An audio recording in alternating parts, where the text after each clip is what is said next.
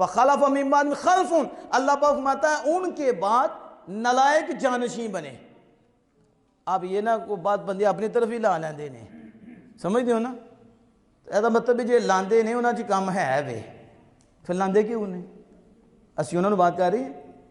دیکھو بات تو قرآن دی کر رہے ہیں نا، تو بات کرنے سانوں گل کیتی ہے تے تواڈے اندر ہے ٹھیک کر لو، رب دی بات ہے، ساڈی گل تے نہیں نا. سانوں کسی نے کی غرض؟ ہم نے تو مرض بھی دیکھنا ہے اور رب کے فرمان سے اسے واضح بھی کرنا ہے. ہمارے شاید صاحب مانتے ہیں کہ مریضاں دے مطابق دعائیں نہیں اسی دیندے تے نہ اسی سکھیے، نہیں تو ہسپتال ہی کھلے ہوندے نے. شوگر دا مریض کہ جی چینی منو دے دو، میں چینی دی زیادہ دے دو، میں کھاواں بس کہاں جائے گا؟ قبرستان ہی جائے گا.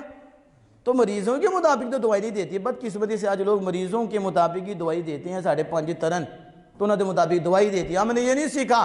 ہمارے شاہ صاحب آتے ہیں مریض کے مطابق دوائی نہیں ہوتی، دوائی مرض کے مطابق ہوتی ہے. جو مرض ہے اس کے مطابق دوائی دو. فخلف من بعدهم خلف، ان کے بعد نلائق جانشین ہوئے. کون جانشین ہوئے؟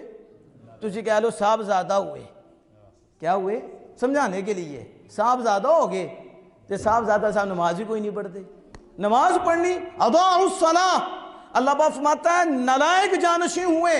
ان کی پہلی صفت جو اللہ نے نلائقوں کی بیان کی، جو ان کی جگہ پہ آگے بیٹھے، پہلی صفت کیا ہے؟ فرمایا انہوں نے نمازاں ضائع کر چھڑی ہیں.